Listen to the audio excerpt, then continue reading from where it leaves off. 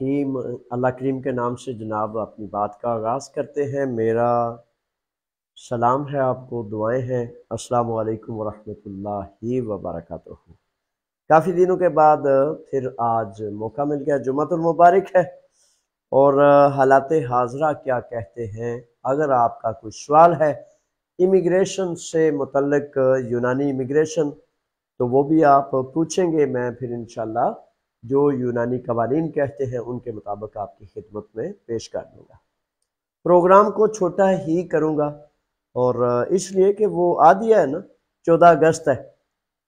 14 اگست تو خیر گزر گیا، اگست کا مہینہ ہے، اور اگست کے مہینے میں یہاں یونان میں اکثر و بیشتر ادارے، تقریباً 90% لوگ باہر چلے جاتے ہیں چھٹی، اور اس لیے تقریباً ان دنوں میں ریسٹ ہی ہے۔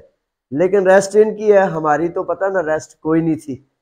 14 اگست کے لیے آپ نے شہداء کے شایان شان یونان میں پوری دنیا کا سب سے بڑا آزادی میلہ ہوتا ہے، تو وہ کرنے کے لیے 3 ماہ بچوں نے، خواتین نے، ٹیچرز نے، مرد و زن نے، قافلے والوں نے کام کیا، اور پھر الحمدللہ رب العالمین ایک عظیم الشان اپنے شہداء کی قربانیوں کے لائق پروگرام ہم کرتے ہیں۔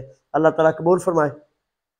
میں حقیقتاً آنے والے ہزاروں نوجوانوں میں سے ایک کا مشکور و ممنون ہوں، شاباش کہتا ہوں، داد تحسین پیش کرتا ہوں، خاص طور پر سالاران قافلہ، سپارتا سے ہو یا اسپروپیگو سے، کروپی سے ہو یا کورنتھو سے، ہلکیدہ سے ہو یا یونان کے کسی بھی علاقہ سے آنے والے نوجوان، ان سب میں سے ایک ایک کا شکریہ، لاکا میگارا والوں کا شکریہ، آسپروپیگو والوں کا شکریہ، لفشینا والوں کا شکریہ، اپنی جرال برادری کا شکریہ، رہندی نکیا، پیرشتیری غالیو، گرد و نواز سے، جہاں جہاں سے نوجوان تشریف لائے، ان میں سے ایک ایک کا شکریہ، اور خاص طور پر پیریوس 144 گرد گرد ٹاورس اور پیترالونا ہے۔ آپ کا شکریہ کہ آپ نے ایک دفعہ پھر پوری قوم کی میزبانی کی، اور ہم اللہ کے شکر گزار ہیں کہ جس نے ہمیں بے لوث اس مشن کو اٹھانے کا جذبہ اور طاقت عطا فرمائی۔ یقین کر لیں کہ دنیا میں کوئی ایسا شاید فنکشن نہیں ہوتا ہوگا اتنا بڑا کہ جس میں کوئی سفیر، کوئی بیوروکریٹ، کوئی حاکم، کوئی ملازم، نوکر، حکومتی اہلکار مدد نہ کرے بلکہ الٹا رکاوٹیں ڈالے، اور پھر اتنی بڑی کثیر تعداد میں اللہ کے بندے اکٹھے ہوں۔ تو یہ صرف آپ کو اعزاز حاصل ہے، اور آپ کو یہ عزت حاصل ہے، اور میں پھر اس لیے آپ پر فخر کرتا ہوں اور اللہ تعالیٰ کا شکر ادا کرتا ہوں کہ یا اللہ تیرا شکر ہے کہ مجھے ایسے اچھے، بہترین، اخلاص والے، نیک نیت، جذبوں والے، پیار والے، محبتوں والے ساتھی عطا فرمائے کہ ان کو رکاوٹیں بھی آتی ہیں، تکلیفیں، مصیبتیں بھی آتی ہیں، اپنی جیب سے اپنے بچوں کے منہ سے لقمہ نکال کر وہ لگاتے ہیں، اور پھر بھی دنیا دار جو بیچارے لالچی، جو ان چیزوں کو سمجھ نہیں نہ پاتے، وہ سو باتیں کرتے ہیں۔ اور دوسری طرف کیا ہے؟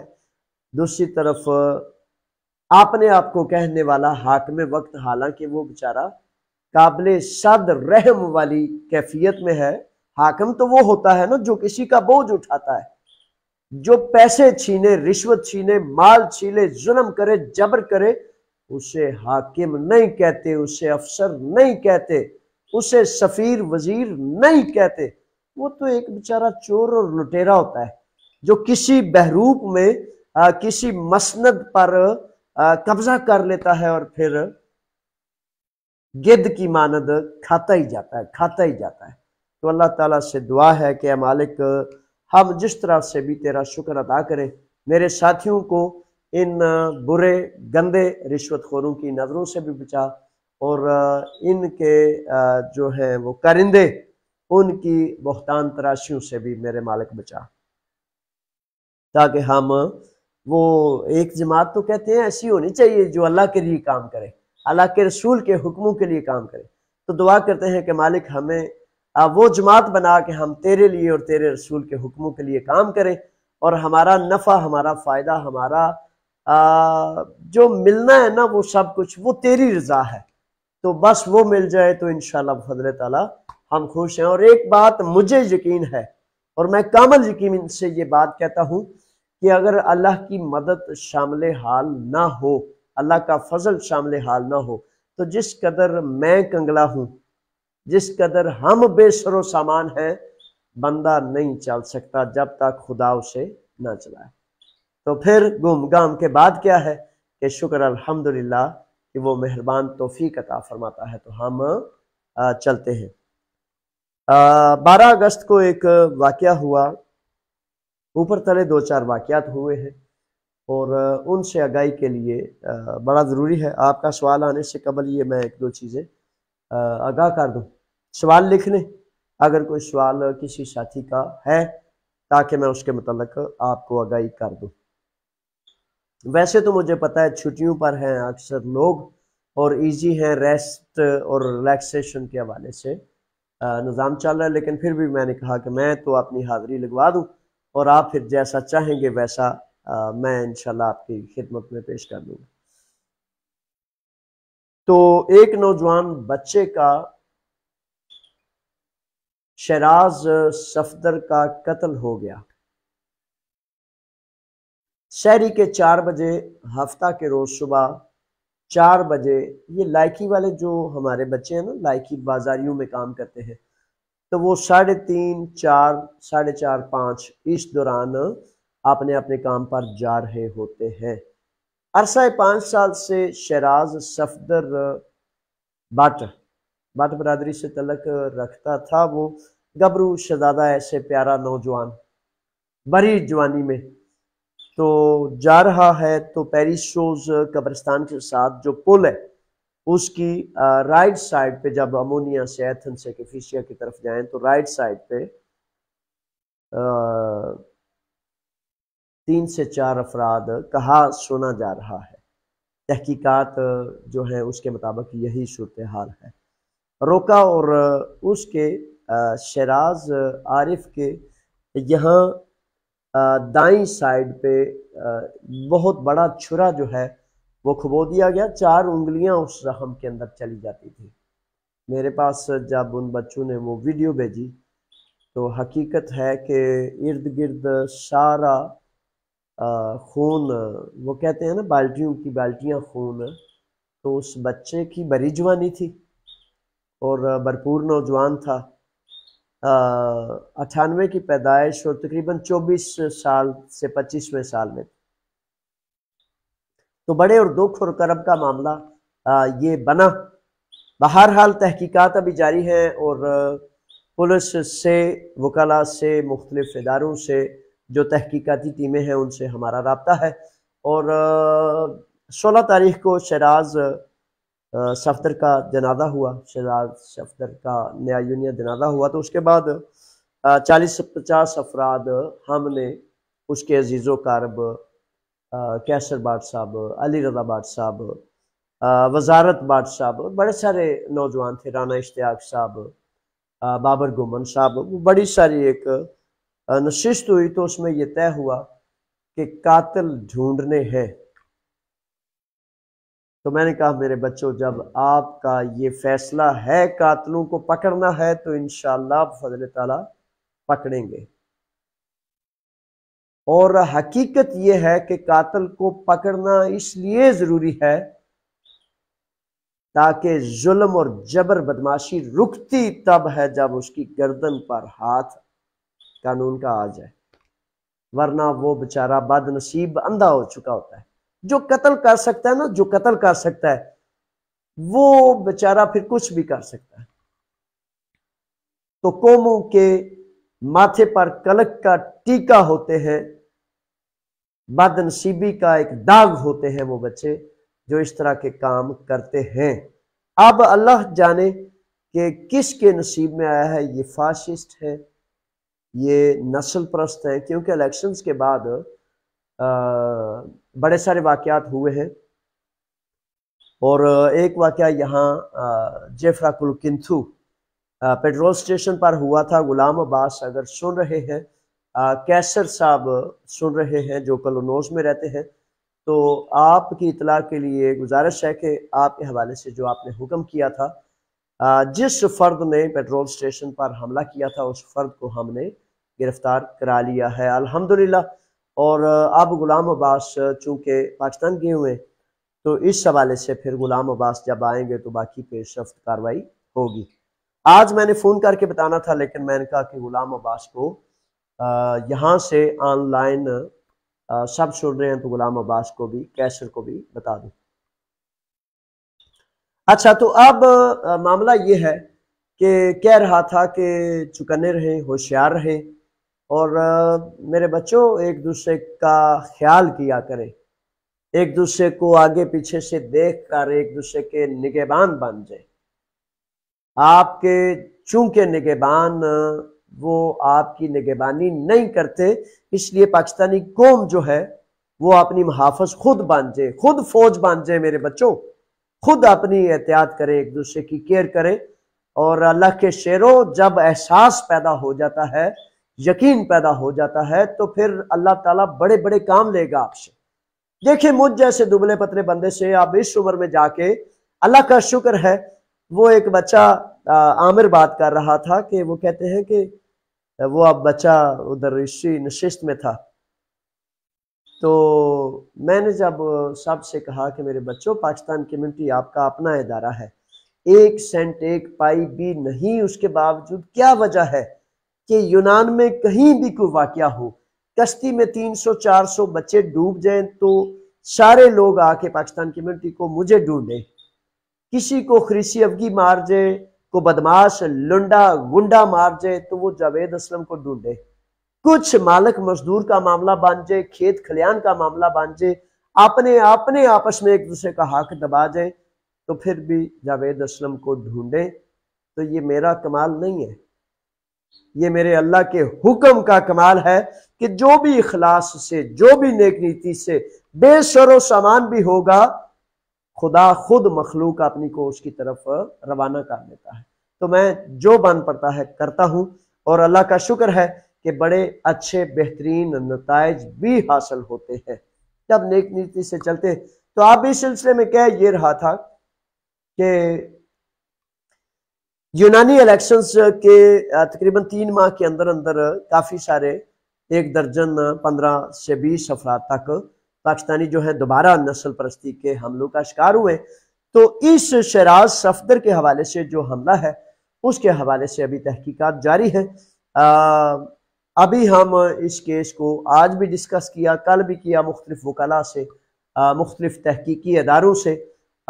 एक तो केस का हिस्सा है, एक यहाँ डिपार्टमेंट है कत्ल का, तो एक तो कत्ल और डकैती का जो डिपार्टमेंट है वो इसको डिस्कस कर रहा है, और दूसरा राचिस्तिकी विया जो है जिसके हेड लोली में खालिश है, तो वो डिपार्टमेंट इसको डिस्कस कर रहा है कि ये है क्या। अच्छा, बड़े सारे बच्चे खुद एक से बात सुनते हैं, दूसरे को सुन के तीसरे को कर देते हैं। तो मेरे बच्चों, मोहतात हो जाए, ये बड़ा सेंसिटिव मामला है। अगर कोई एक बेचारा सहाफ़ी जिसको कुछ भी पता नहीं, किसी सफ़ीर या किसी FIA के कहने पर वो अगर को बात चला देता है, तो उसकी बात को कभी भी काबिल जिक्र ना समझा करें।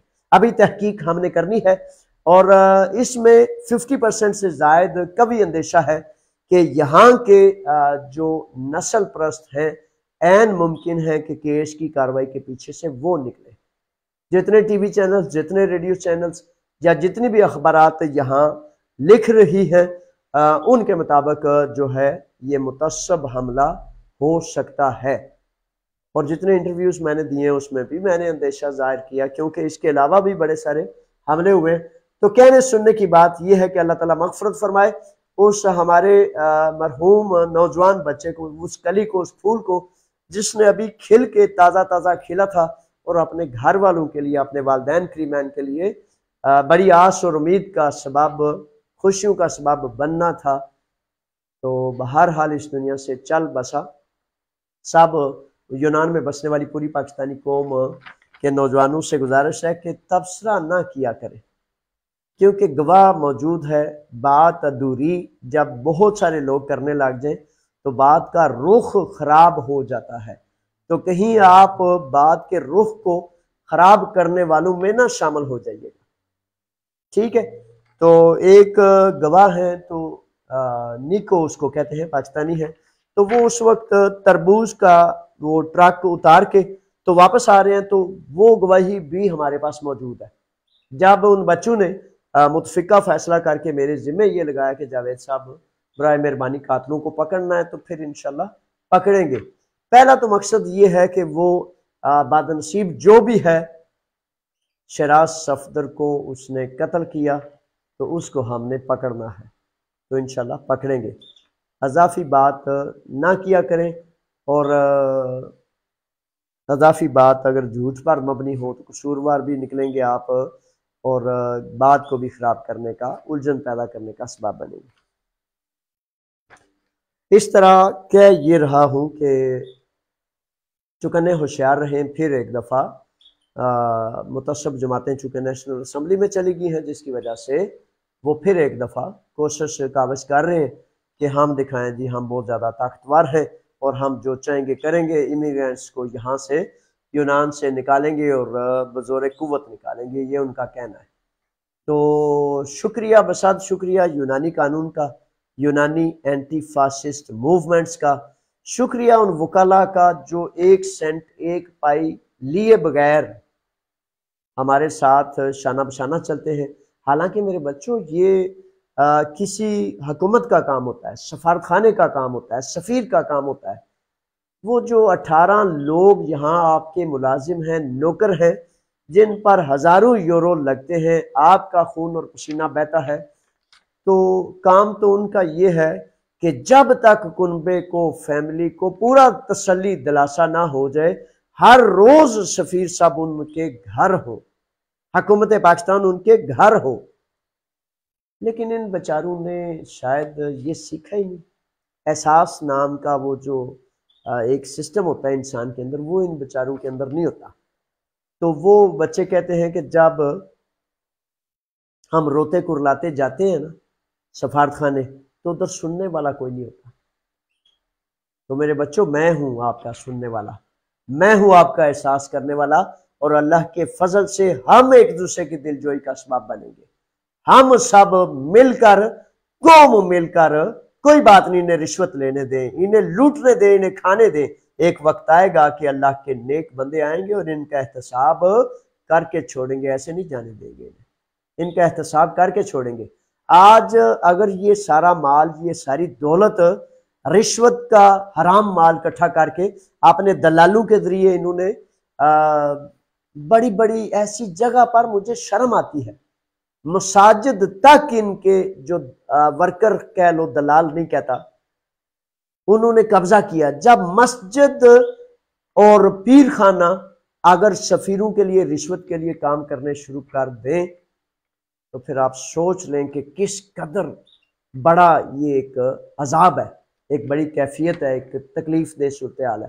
تو اللہ تعالیٰ اس سے بچائے، آپ بچیں، اور کوشش یہ کر لیا کریں کہ فار ایگزامپل ایک نظام ہے، کرپٹ ہے، بددیانت ہے، گند ہے، تو ایک چھوٹی سی پہچان رکھ لیا کریں کہ اگر کوئی فرد FIA، سفیر اور ان لوگوں سے رابطے میں ہے، تو اس کا مطلب ہے کہ اس بیچارے کے سارے مفادات، اس کا مقدر، اس کا نصیب انہی سے جڑا ہوا ہے۔ وہ سمجھتے ہیں کہ ان کے بغیر ہم شاید زندہ ہی نہیں رہیں گے، تو ان سے تھوڑا سا کنارہ کشی کر لیں، کیونکہ ان سے آپ ملیں گے تو پھر اس سسٹم، اس نظام میں وہ آپ کو کھینچ کے ضلالت کی جگہ پر گرا دیں گے۔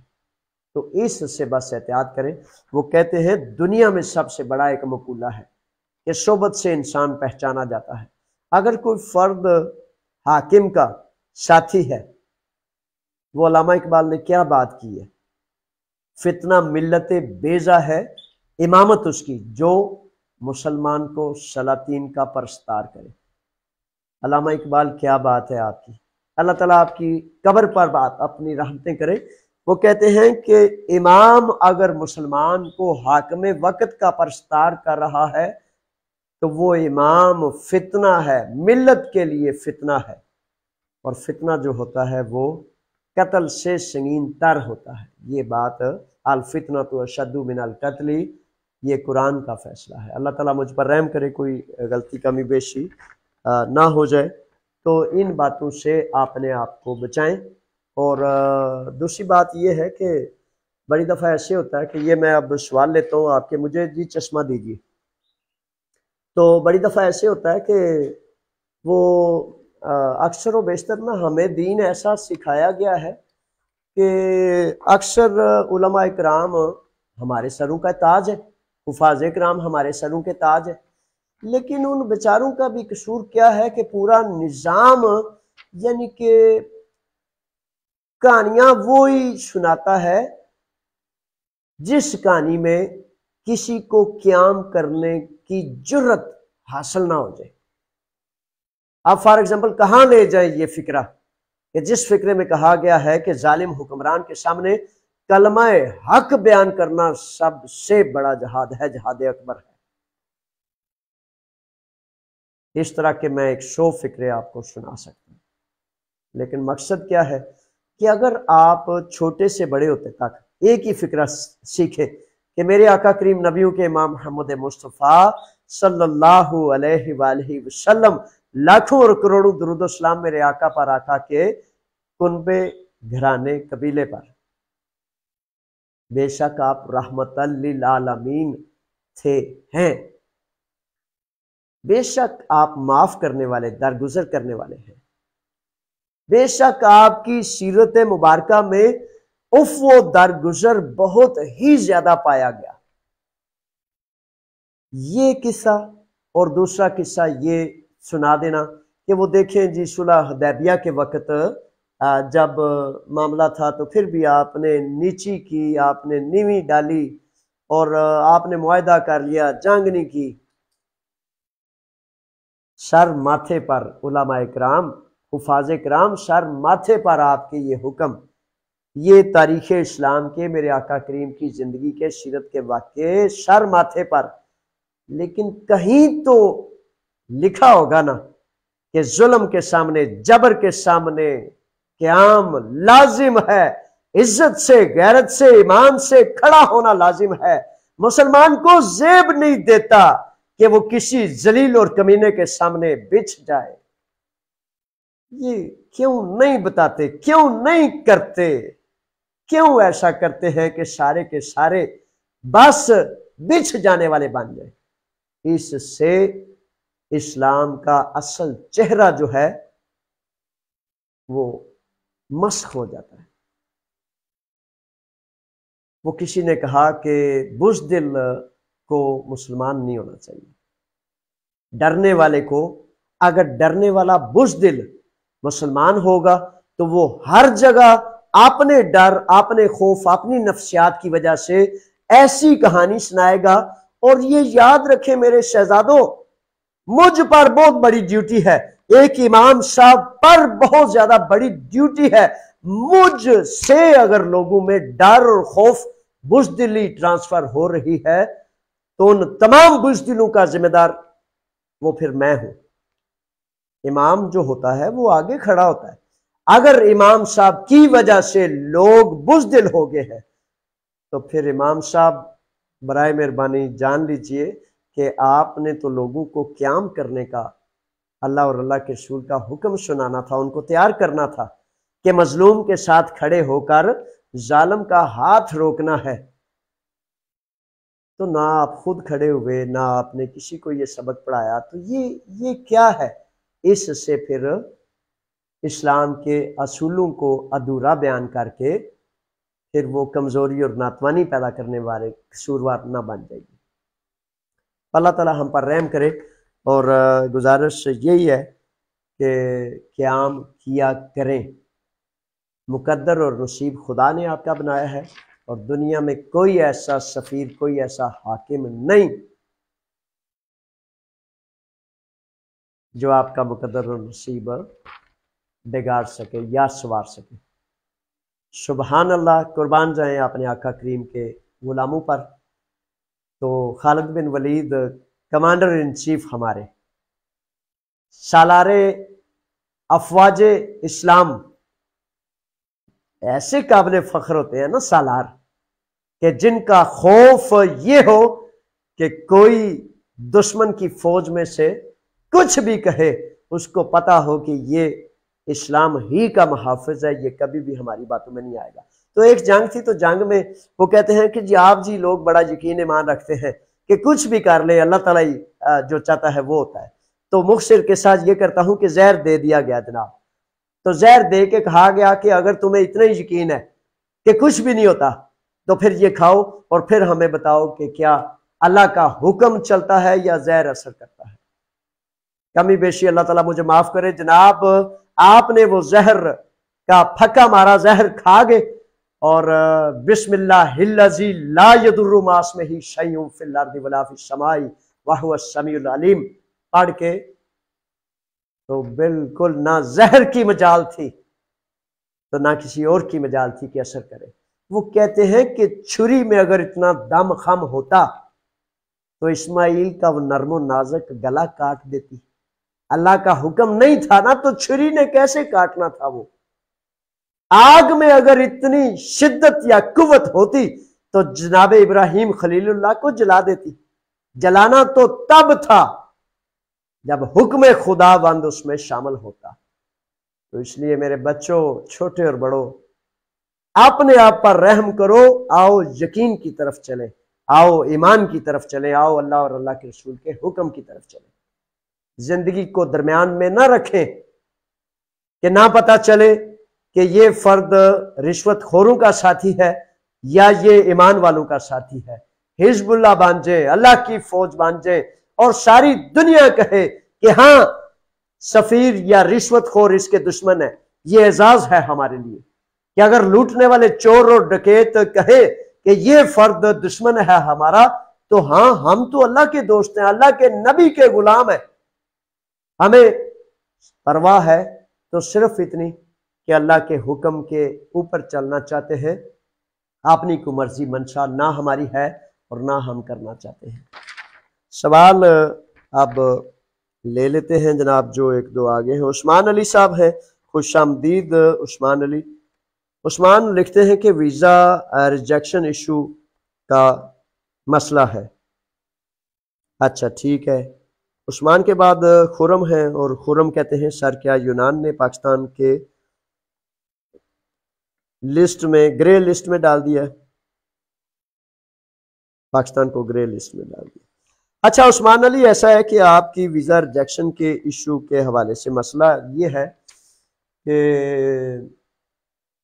بنیادی طور پر جب آپ کسی ایگزام میں جاتے ہیں یا کسی جگہ پہ جاتے ہیں تو ویزے کے حوالے سے سب سے پہلی تیاری آپ کی یہ ہوتی ہے کہ وہ جو آپ کو ایک لیٹر جاتا ہے، اس لیٹر کے حوالے سے مالک نے آپ کی تنخواہ، کمپنی نے اپنا نام، مالک کا نام، کتنے گھنٹے کام کرنا ہے اور رہائش کہاں ہے، یہ 4 سے 5 چیزیں ہیں جن کا آپ کو پورا پتہ ہونا چاہیے۔ اور کس طرح پتہ ہوگا؟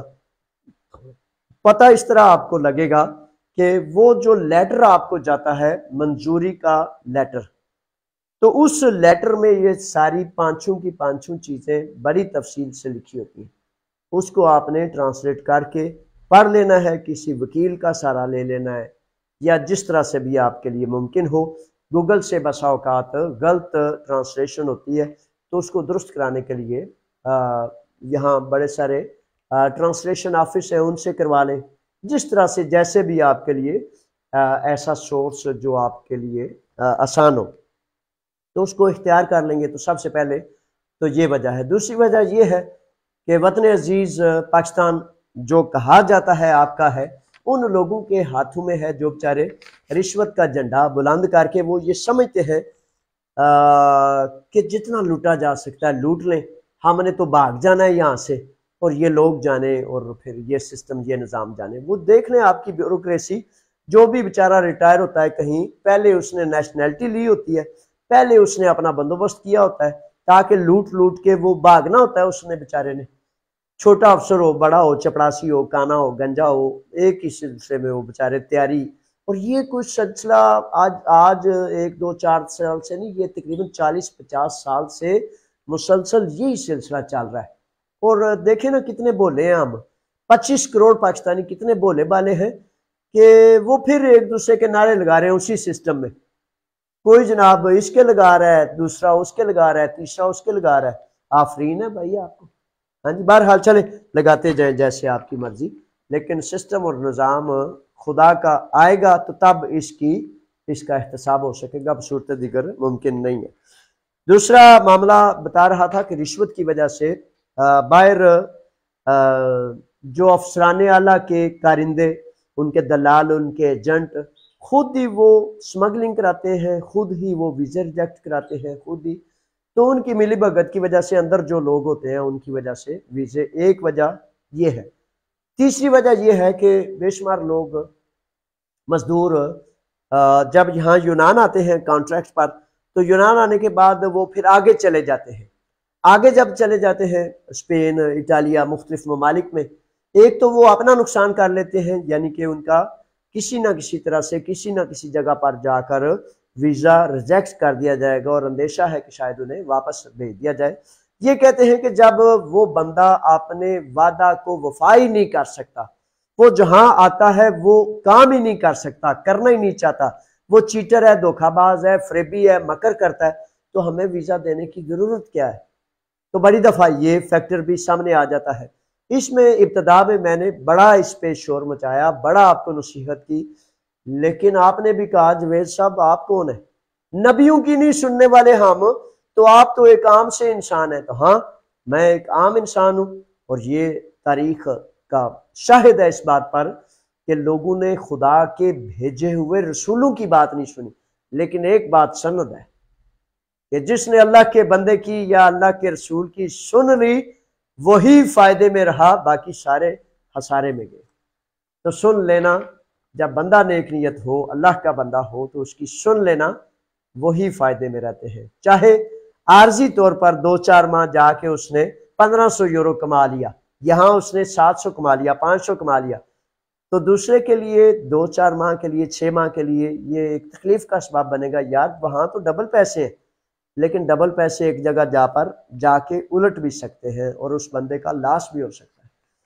یہ وہ بنیادی چیزیں ہیں جی جن کی وجہ سے مختلف معاملات ہوتے ہیں۔ اور چوتھا فیکٹر یہ ہوتا ہے کہ جب ویزا سیکشن مطمئن نہ ہو پائے آپ کا انٹرویو یا آپ کے سوالات، تو وہ ویزا کو بغیر کسی کی مداخلت کے بھی ریجیکٹ کر سکتا ہے۔ تو اس لیے ان ساری چیزوں کا آپ کو دھیان کرنا ضروری ہے۔ خرم صاحب کا جو سوال ہے جی کہ سر کیا یونان نے پاکستان کو گرے لسٹ میں ڈال دیا ہے؟ گرے لسٹ شہزادے یہی ہے کہ وہ جو لوگ، ایسی کو بات ابھی تک سند سے سامنے تو نہیں آئی، لیکن یہ حقیقت ہے کہ ہم نے نا یہاں وہ ہمارا سفارتخانے میں رشوت بہت زیادہ لیتے ہیں۔ ابھی تک سارا جتنا مطلب کنٹرول اور غلبہ ہے نا، وہ ان کے ایجنٹوں کا ہے، جتنے ان کے لیے کام کرتے ہیں کارندے۔ تو سادہ بندے کا، عام بندے کا ابھی تک کسی چپڑاسی سے بھی ملنا بڑا مشکل ہے۔ دیکھیں نا، یہ سفارتخانہ میرے لیے، لوگوں کے لیے، اور سب سے بڑی رکاوٹ بھی وہ خود۔ اور دیکھیں حکومت پاکستان زندہ باد، یعنی کہ پوچھنے والا کوئی نہیں۔ ہمیں بتایا جاتا ہے کہ دنیا کی بہترین جناب فورسز ہمارے پاس ہے، عدالت ہمارے پاس ہے، جج ہمارے پاس ہے۔ پتہ نہیں بھائی کدھر آپ کیا بہترین کرتے ہیں کہ ایک کانے لولے لنگڑے چپڑاسی کی بھی رشوت روک نہیں سکتے۔ بندہ مسکین، غریب، مظلوم روتا کرلاتا رہتا ہے، کبھی آپ نے پوچھا بھی نہیں۔ سفیر صاحب دن کو آئیں، رات کو جائیں، ایک کو نہ ملے، کسی کو نہ ملے، رشوت روزانہ چلتی رہے، ایک نے بھی نہیں سننا۔ لوگ سفارت خانے جاتے ہوئے ڈرتے گھبراتے ہیں کہ انہوں نے سننی تو ہے نہیں۔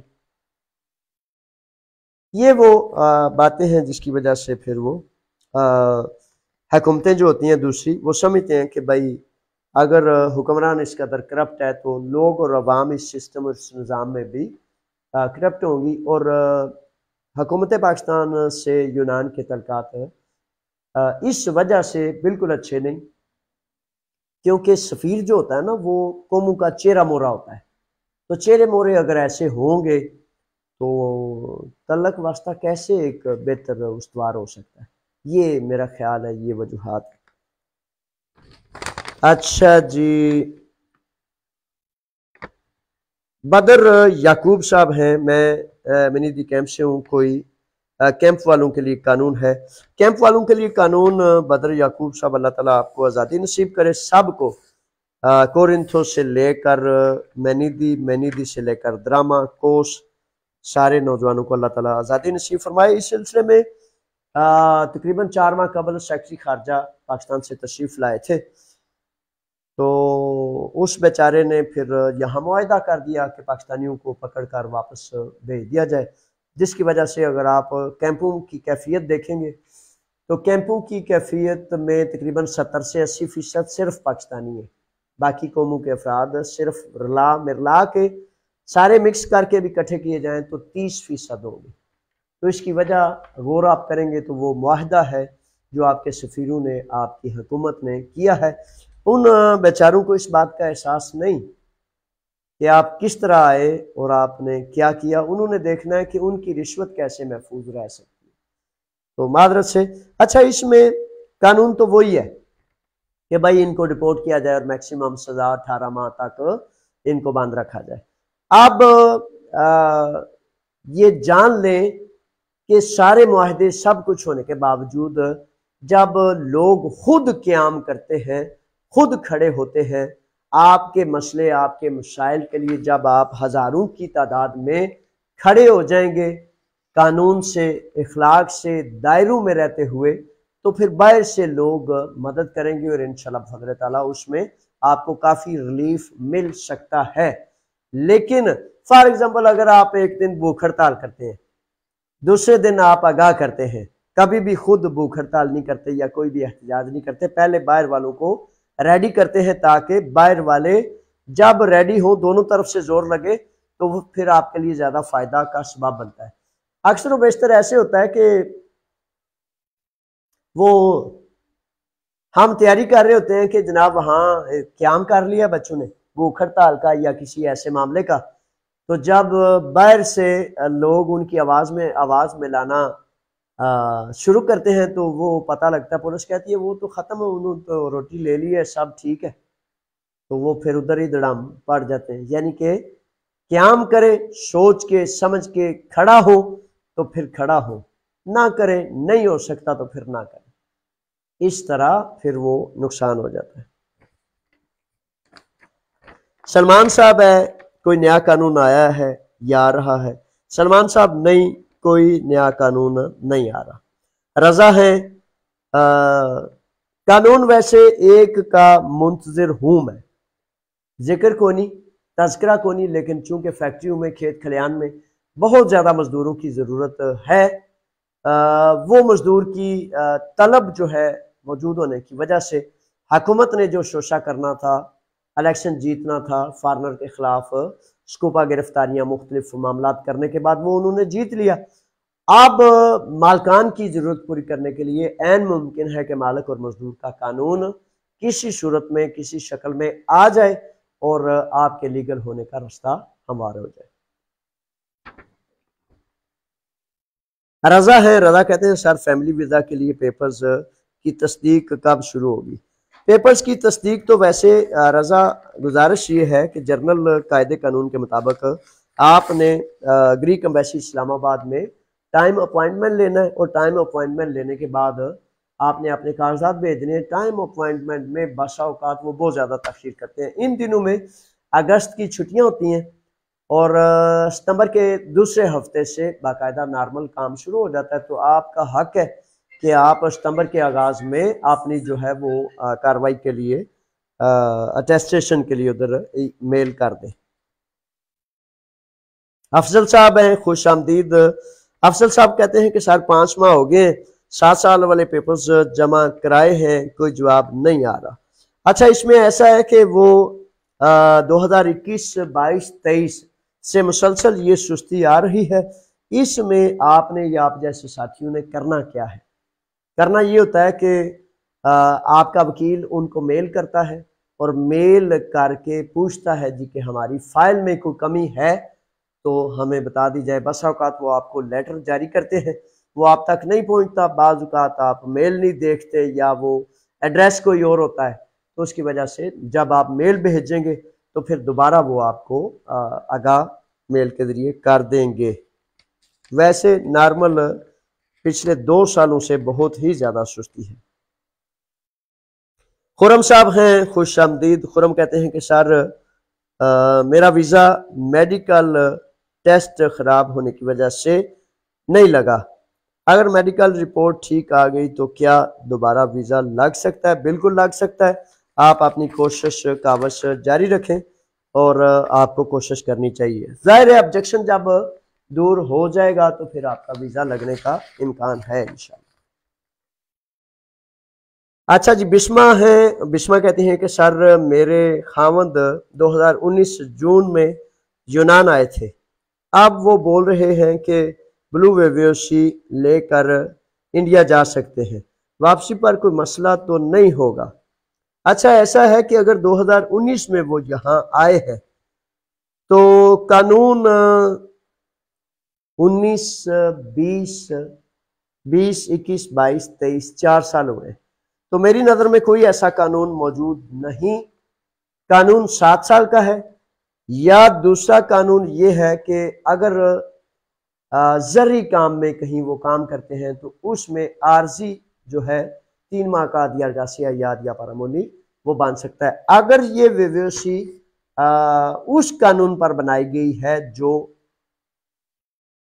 فار ایگزامپل آج کل ایک قانون چلا ہوا ہے کہ بھائی اگر کوئی فرد فار ایگزامپل معذرت سے یہ کسی پر مثال نہیں ہے لیکن قانون کی بات کر رہے ہیں کہ اگر کوئی فرد نشہ کرتا ہے اور اس کی زندگی کو خطرہ ہے تو قانون کے ذریعے اس کا آن لائن سسٹم کیا جا سکتا ہے کہ بھائی اس کی زندگی کو بڑا خطرہ ہے تو نشہ چھڑانے کے لیے، اس کی زندگی بچانے کے لیے اسے انسانی ہمدردی کی بنیاد پر پیپرز دیے جائیں. اگر وہ فرد واقعتاً بیمار نہیں یا اس عارضہ کا شکار نہیں یا کچھ ایسا ہے تو وہ چیٹنگ ہے، وہ 2 نمبری ہے. وہ بڑے سارے بندے مختلف ممالک میں اس طرح کے گئے ہیں لیکن واپس نہیں آ سکے کیونکہ چوری کہیں نہ کہیں پکڑی جاتی ہے. کوئی لوگ آ جاتے ہیں، کوئی لوگ نہیں آ سکتے. اب مجھے یہ نہیں پتا کہ یہ کون سی ویویوسی ہے. اگر تو اس طرح کی ہے تو پھر میں سمجھتا ہوں کہ خطرہ ہے، نہیں کرنا چاہیے.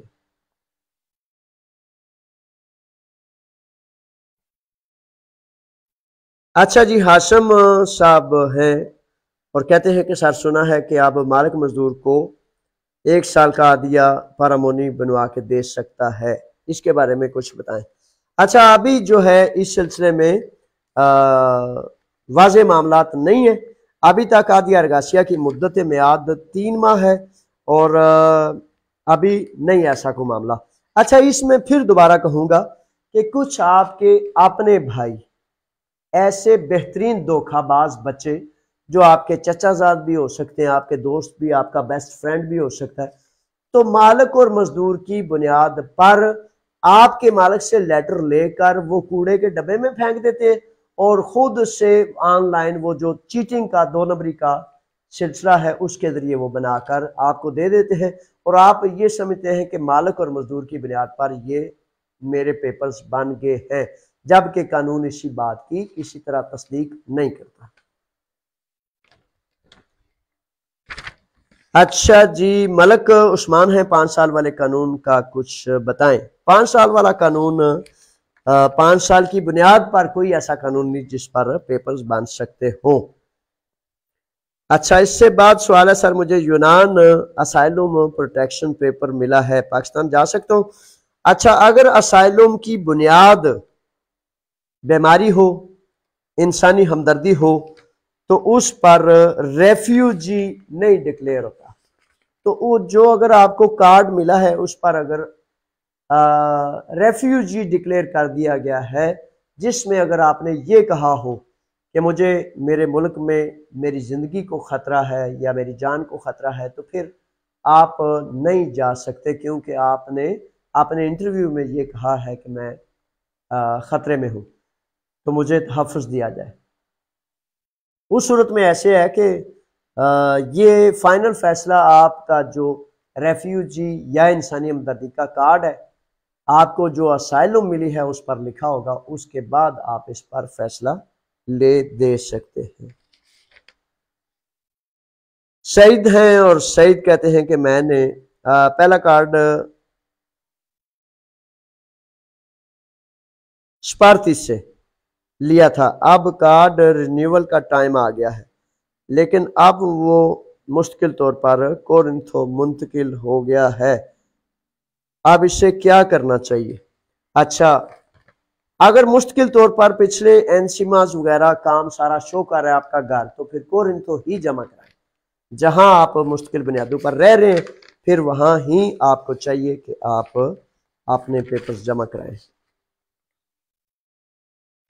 بلال صاحب ہیں، بلال کہتے ہیں سر جی میں نے الفا پیریفیریا میں پیپرز جمع کرائے ہوئے ہیں، 18 ماہ ہو گئے ہیں، ابھی تک کوئی جواب نہیں آیا۔ بلال بڑی سستی اور کاہلی سے کام کر رہے ہیں اور پچھلے 2-2.5 سال سے ایسا ہی ہے، میل بھیجیں تاکہ وہ آپ کو آگاہ کریں کہ اس کی کیا وجہ ہے۔ اسد ہیں، اسد کہتے ہیں کہ سر میں ویزے پر یونان آیا ہوں، میرے پاس 1 سال کا کارڈ ہے، اب یہ رینیو یونان سے ہوگا یا پاکستان جانا پڑے گا؟ میرے وکیل نے بولا ہے کہ آپ پاکستان جاؤ لیکن ویزا نیو لے کر امبیسی اسلام آباد سے ویزا لگوا کر کارڈ لیں اور پھر واپس آ سکتے ہیں۔ اچھا، میری رائے میں ایسا ہے کہ نوجوان، یہ بڑے سارے نوجوانوں کا سوال ہو سکتا ہے کہ ویزے پر آئے اور کیسے اب دوبارہ کیا ویزا اس کو پاکستان جا کر لینا پڑے گا؟ اگر کسی وکیل نے یہ کہا ہے تو میں اس سے اتفاق نہیں کرتا۔ فار ایگزامپل، آپ کے آتے ہی ٹیکسز جاری ہو گئے، آپ کا کام شو ہو گیا، قانون یہ کہتا ہے، میں نے جو پڑھا ہے کہ فار ایگزامپل 6 ماہ کے بعد اس مالک سے آپ کا کام پورا ہو گیا یا اس کا سیزنل ورک یا جاب آپ کا پورا ہو گیا، تو اس کے بعد آپ نئے مالک سے کانٹریکٹ کریں گے، جب آپ نئی جگہ پر کام شروع کریں گے تو وہ ایک نیا کانٹریکٹ ہوگا۔ جب آپ کے پاس نیا مالک، نئی جاب، نیا کانٹریکٹ ہوگا تو اس کا مسئلہ ہے کہ پھر پیریفیریا یعنی کہ ضلعی یونٹ آپ کے وہ پیپر رینیو کرے گا۔ یہاں یہ کوشش کرنی چاہیے، اگر کوئی چارہ نہ آئے تو اب میں سارے کیس آپ کے کو نہیں جانتا، ہر ایک کا علیحدہ کیس ہوتا ہے، تو میری رائے میں آپ کو نئی جگہ پر کام کر کے یا اسی مالک کے پاس کام کر رہے ہیں تو تب بھی پیریفیریا میں اپنے پیپرز رینیو کرانے کے لیے اپلیکیشن لازم کرنی چاہیے۔ 3 سے 4 ماہ قبل میرے بچوں سن لیں، جتنے بھی نئے بچے آئے ہیں، پرانے ہیں، سب اپنے پیپر ختم ہونے سے 3 سے 4 ماہ کم از کم قبل ضرور رینیول کے لیے اپنے وکلاء تک پہنچ جایا کریں، آخری وقت پر نہ چھوڑا کریں۔ چودھری غلام قادر صاحب ہیں اور کہتے ہیں کہ سر الفا دیو امتحان کب ہو رہے ہیں؟ الفا دیو کے امتحانات ابھی تک اناؤنس نہیں ہوئے، لیکن اکتوبر نومبر میں ہو جاتے ہیں اور ہونے کی توقع ہے۔ اس میں اب حکومت یونان تو اکتوبر توقع کہہ رہی ہے، لیکن اس کی اناؤنسمنٹ جو ہے وہ ستمبر میں یعنی کہ 2 ہفتے بعد متوقع ہے، یعنی کہ ستمبر کے آغاز میں اناؤنسمنٹ آنی متوقع ہے۔ احسان مہر صاحب ہیں، کہتے ہیں کہ سر میرے پاس اٹلی کا ایپی مکرون ہے، میں یونان میں تبدیل کروا سکتا ہوں اور کیا کرنا چاہیے؟ اچھا میرے شہزادے، یونان میں اٹلی کے پیپرز پر آپ کام کر سکتے ہیں، تو آپ نے کیوں تبدیل کروانا ہے؟ جب آپ یہاں عام کا افیمی وغیرہ کرا لیں، پیپرز کو تبدیل نہ کروائیں، تو انہی پیپرز پر آپ یہاں کام کر جائیں، رہائش سکونت اختیار کریں، اور میری رائے میں ان پیپرز کو چینج کرانے کی شاید ضرورت محسوس نہیں کریں گے آپ۔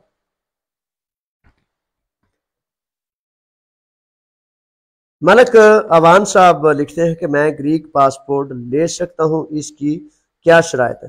میرے شہزادے، گریک پاسپورٹ ہر وہ فرد لے سکتا ہے جو 7 سال سے زائد مسلسل لیگل رہا ہو اور اس کے پاس مطلوبہ چیزیں موجود ہوں۔ اگر مسلسل 7 سال سے آپ لیگل ہیں تو آپ نے بلدیہ میں جائیں گے، دیمو میں جائیں گے، اور ویسے تو آج کل انٹرنیٹ گوگل کا سسٹم ہے، نیٹ کا سسٹم ہے، اس کے ذریعے ہی اپلیکیشن کرنی ہوتی ہے۔ اور گریک پاسپورٹ کے لیے آپ سب جتنے بھی خواہش مند ساتھی ہیں، دوست ہیں، پلاتیا کومودورو میں جہاں سیڑھیاں ہیں، ایتھن میں پلاتیا کومودورو میں سیڑھیوں کی بیک سائڈ پر جنریشن 2 کا آفس ہے، جو اس میں رضاکارانہ مدد کرتے ہیں، معاونت کرتے ہیں۔ کافی لمبا پروسیس ہے، لیکن فار ایگزامپل انہوں نے افرولوگی کی ڈیلوسی بھی رکھی ہے کہ کسی کے پاس اگر سالانہ ٹیکس کی ڈیلوسی 9,000 یورو سے کم ہے، 9,500 یورو بھی تھی، 9,100 بھی تھی، اس طرح تو کم ہے تو وہ نہیں کر سکتا۔ لیگل پرمٹ مسلسل 7 سال بغیر کسی گیپ کے ہونا چاہیے۔ اس طرح گریک امتحانات A2 کے ایگزام بھی ہونے چاہیے، اور نیشنلٹی کا انٹرویو وغیرہ، یہ کافی ساری ایک لمبی لسٹ ہے۔ تو پہلی شرط اگر آپ پوری کر لیتے ہیں تو پھر آپ کو چاہیے کہ آپ نیٹ پر یا آپ جنریشن 2 کے آفس جائیں، تاکہ آپ کی مکمل رہنمائی کے لیے وہ ایک باقاعدہ ادارہ موجود ہے، فری آف کاسٹ ہے۔ شادی ہیں اور لکھتے ہیں سر آپ نے شیراز بٹ کے قتل کے متعلق کوئی بات نہیں کی۔ میں نے شیراز بٹ صاحب کے قتل کے حوالے سے نا پوری تفصیل سے پروگرام کے آغاز میں سب سے زیادہ بات کی ہے۔ اگر آپ پروگرام کے آغاز کو سنیں گے تو انشاءاللہ ایک اتنے بھرپور نوجوان بچے کا قتل ہو گیا، اور ہم سب بہت زیادہ افسردہ ہیں، تو کیسے ہو سکتا ہے کہ اس کی بات نہ کی جائے؟ کی ہے جی بات۔ اچھا جی، بلال ارشد صاحب ہیں، اور بلال ارشد صاحب کہتے ہیں کہ بھائی مجھے 6 ماہ ہو گئے ہیں، زرعی ویزے پر بی کیٹیگری ہے، کارڈ مل جائے گا؟ کارڈ کا پروسیس میرے شہزادے اگر آپ ویزا پر آئے ہیں تو ضرور ملے گا، کیوں نہیں ملے گا؟ لیکن اس کے لیے آپ نے وہ جو تمام بنیادی شرائط ہیں، یعنی کہ سب سے پہلے پیریفیریا میں پیپرز جمع کرائے جاتے ہیں، اس کے بعد آپ نے ٹیکسز افیمی عام کا عامہ بنایا جاتا ہے، اس کے بعد آپ کے ٹیکسز جاری ہوتے ہیں، اور اس طرح پھر آپ کی رینیول کے لیے جب وہ کارڈ آپ نے پیپر سبمٹ کر دیا تو وہ آئے گا انشاءاللہ، کیوں نہیں آئے گا؟ سبغت حسین ہے اور لکھتے ہیں ایوم ایک ویب سائٹ ہے جو پیپرز بنوا کر دیتے ہیں، کیا یہ حقیقی ہے؟ اچھا میرے بچوں، یہ جو پیپر بنوا کر دیتے ہیں 1 کروڑ مرتبہ کہہ چکا ہوں کہ اگر ٹھیک درست جائز پیپر بننے ہوتے تو ہر وکیل بنا کے دیتا، صرف ایک ادارہ کیوں بنا کے دیتا؟ میری نظر میں یہ چیٹنگ ہے، 2 نمبری ہے، فراڈ ہے، اور میری نظر میں میری تحقیقات کے مطابق جو بچ جائے وہ فائدے میں رہے گا، اور جو لے لے گا اس کے گلے میں خود وہ رسی ڈال لے گا، جو کسی وقت بھی خطرے کا سبب بن سکتی ہے۔ سوال آیا ہے کہ میں پہلے یونان 2 سال پہلے IOM کی ٹکٹ لے کر آیا تھا، اب میرا مالک مجھے ویزا بھیج رہا ہے، کیا ویزا لگ جائے گا؟ آپ کوشش کرنا میرے شہزادے، آپ کا حق ہے اور ضرور کرنی چاہیے۔ بے شمار بچے IOM سے ٹکٹ لے کر گئے تھے اور پھر دوبارہ ان کو ویزا مل گیا تھا، لیکن پچھلے یہ 2-3 ماہ سے نا ویزے ریجیکشن کی تعداد بہت زیادہ رہی ہے۔ اللہ تعالیٰ آپ کے لیے آسانی کرے۔ اکرم صاحب ہیں، لکھتے ہیں کہ سر میرے پاس 2006 والے کاغذ ہیں، واٹس ایپ نمبر بھیج دیں۔ شہزادے واٹس ایپ نمبر وہی ہے 694300 6943003600، لیکن یہ یاد رکھیں کہ واٹس ایپ نمبر یہ کشتی حادثہ کے حوالے سے ہی میں نے بنایا تھا، اور دن میں ایک دن یا دوسرے دن صرف میسج دیکھ سکتا ہوں، ٹھیک ہے؟ اور جب ایک دن یا دوسرے دن دیکھتا ہوں تو جو جواب بن پڑتے ہیں وہ میں کرتا ہوں، اور کال میں نہیں پک کر سکتا اس پر۔ اچھا جی، سرفراز صاحب ہیں، کہتے ہیں کہ سر نئی حکومت کیا پیپرز کے رینیو کا پروسیس جلدی کر دیں گے؟ کوئی یہ حکومت تیاری کر رہی ہے؟ شہزادے یہ وہی حکومت ہے جس نے پیپرز کو سست کیا ہے اور امیگرنٹ کے خلاف ہیں یہ، تو ان کے حوالے سے تو کوئی ایسی بات نظر نہیں آتی، لیکن جیسے جرمن اور مختلف ممالک ان کا کمپیوٹر ڈیٹا اپڈیٹ کروا رہے ہیں، تو اگر وہ ہو جاتا ہے تو اس میں پھر امکان ہے کہ شاید جلدی ہو جائے گا۔ راشد صاحب ہیں، راشد کہتے ہیں سر ویزا ریشو کتنی ہے اس وقت؟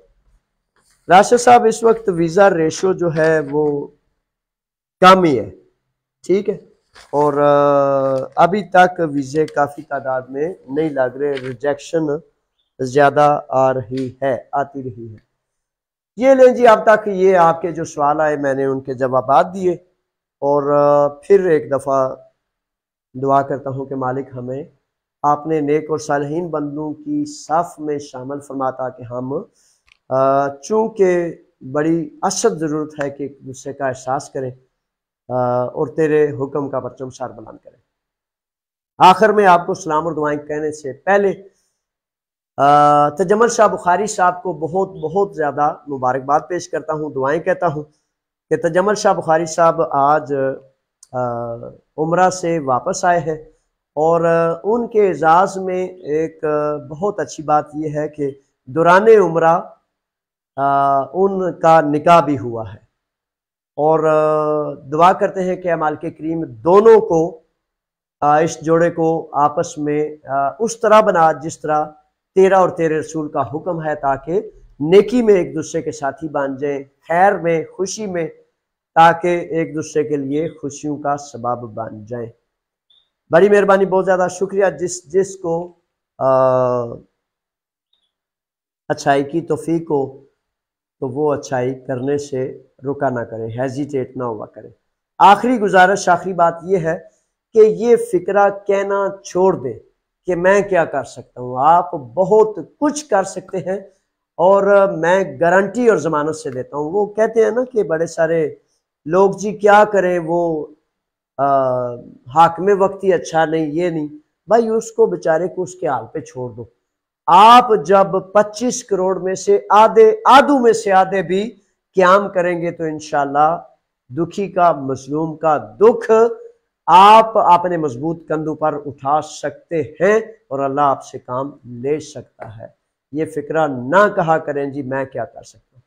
یہ فکرہ مردوں کو، عورتوں کو، اللہ کے بندوں کو زیب دیتا ہے کہ وہ کہیں کہ میں کروں گا اور انشاءاللہ کر کے دکھاؤں گا۔